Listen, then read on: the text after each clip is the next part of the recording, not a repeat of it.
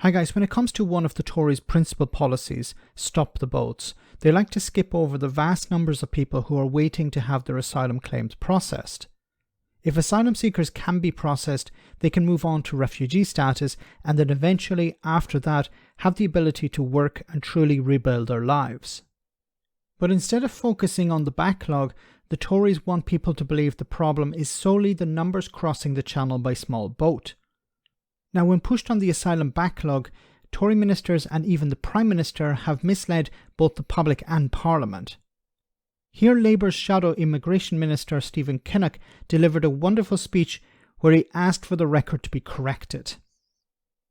On the 13th of December, in response to a question from my honourable friend, the member for the Wirral South, regarding the size of the current asylum backlog, the Prime Minister stood at that dispatch box and claimed, wrongly, that the backlog is half the size that it was when Labour was in office. 6 days later, the Immigration Minister went even further from the same dispatch box, claiming that the backlog of cases was 450,000 when the last Labour government handed over to us. Other members opposite have repeated these claims. I suspected that these claims were highly questionable, so on the 19th of December I wrote to the UK Statistics Authority requesting clarification. And Madam Deputy Speaker, I'm pleased to inform the House that the Chief Executive of the Statistics Authority responded to my request on Thursday, and his letter to me is crystal clear. The asylum backlog when Labour left office in 2010 was not in the hundreds of thousands, it was 18,954. Now, under the Conservatives, it is now 166,261, more than 8 times larger than it was in 2010. Madam Deputy Speaker, the UK Statistics Authority is using the Home Office's own statistics, so it is somewhat odd that the ministers didn't know they'd been playing fast and loose with the facts. I would therefore be grateful for your advice, Madam Deputy Speaker, on how you feel that ministers should go about apologising to our constituents and to correct the record at the earliest possible opportunity in compliance with their obligations under paragraph 1.3c of the Ministerial Code. Thank you. Well, I thank the honourable gentleman for giving me notice of his intention to raise this point of order. He is aware that the contents of ministers' contributions in the House is not a matter for the Chair. He's also quite right to say that the Ministerial Code requires ministers to correct any inadvertent errors in answers to parliamentary questions at the earliest opportunity.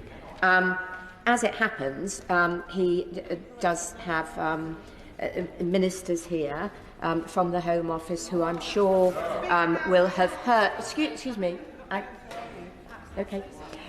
Who will have heard what he has to say, and I'm sure if they feel there is anything that needs correcting, they would do that at the earliest opportunity. Really?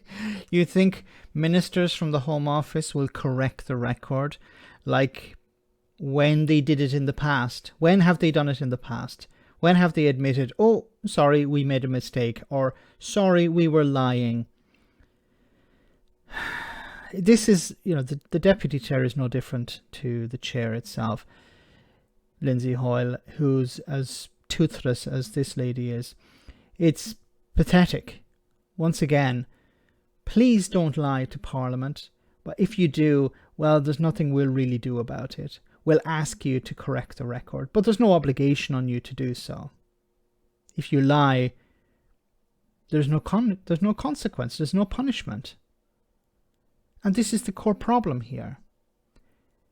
You raise a point of order. You say the Tories, including the Prime Minister, has been misleading Parliament using wrong data, and I want it corrected.